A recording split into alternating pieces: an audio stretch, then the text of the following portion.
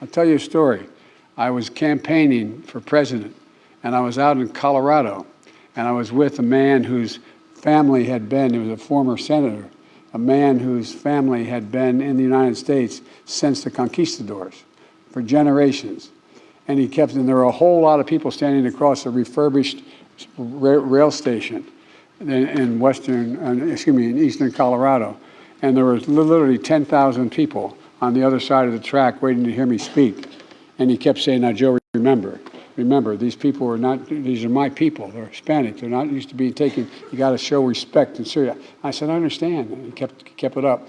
And finally, I turned to him and said, "God's truth, this refurbished train station, okay? It had like linen kind of wallpaper on it.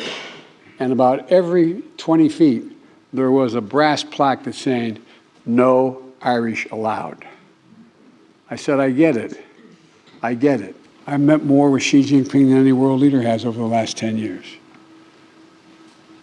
91 hours of just one-on-one conversations, 68 in person. I've traveled 17,000 miles with him through Asia, primarily through China. He once asked me on the Tibetan Plateau, he said, "Can you define America for me? This is the God's truth." I said, "Yes, I can, in one word."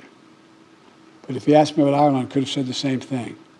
One word: possibilities. We believe anything is possible if we set our mind to it and we do it together. This is the United States of America and Ireland. There's nothing beyond our capacity if we do it together. And we got to believe that. We got to know that, because that's the history of both our countries. You have no idea what my greatest regret, I'm going to sound like a kid, but my mom's not here to hear it.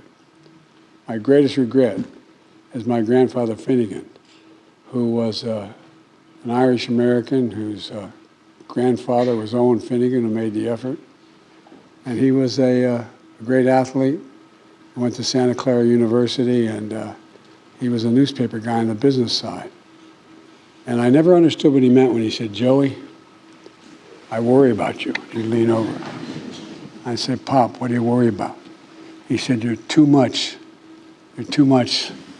like that guy who led the revolution instead of the guy who was the prime minister."